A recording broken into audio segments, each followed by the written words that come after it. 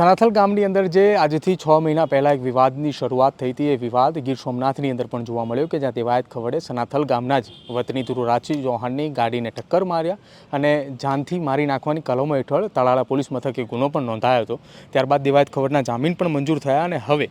સનાથલ ગામની અંદર ચૌહાણ સમાજની વાડી છે। વાડી ખાતે આજે ચૌહાણ સમાજના આગેવાનો સાથે જ સનાથલ સહિત સાણંદ તાલુકાના એ તમામ આગેવાનો એકઠા થયા છે। તમામ લોકોની એકમાત્ર એ માંગ છે કે જે દેવાયત ખવડના જામીન મંજૂર થયા છે એ ગંભીર કલમો લાગી છે, તેમ છતાંય તેમના જામીન મંજૂર થતાની સાથે જ હવે આજે એ બેઠક મળી છે અને બેઠકની અંદર અત્યારે ચર્ચા એ વાતની થવાની છે કે જે કલમો લાગી હતી એ કલમો અંતર્ગત ગુનો જે દાખલ થયો હતો એ ગુનો દાખલ થતાની સાથે જ જામીન કેમ 24 થી 48 કલાકમાં મળી ગયા એ સવાલ છે। અને સાથે જ જે અન્ય કલમો જે ભૂતકાળની અંદર ફેબ્રુઆરી માસની અંદર જે આખી બપાલ સર્જાઈ હતી એ દરમિયાન પણ જામીન મેળવવામાં લાંબો સમય લાગ્યો હતો, તો આ કેસની અંદર કેમ જામીન એ 24 થી 48 કલાકમાં મળી ગયા એ મુખ્ય મુદ્દો છે। એ મુદ્દા આધારિત આજે સનાથલ ગામના જે આગેવાનો છે, જેમાં ભગવતસિંહ ચૌહાણ સહિતના એ તમામ ગામના આગેવાનો છે, સાણંદ તાલુકાના પણ અનેક એવા આગેવાનો છે, ગામના યુવાનો પણ એકત્રિત છે। લગભગ 250 થી 300 કરતાં પણ વધારે લોકો આજે આ બેઠકની અંદર ઉપસ્થિત છે। તેમની એકમાત્ર એ માંગ છે આગામી સમયમાં પોલીસ વિભાગ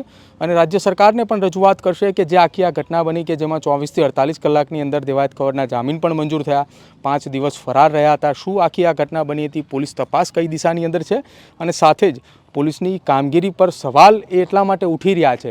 કે 48 કલાકની અંદર જામીન થયા।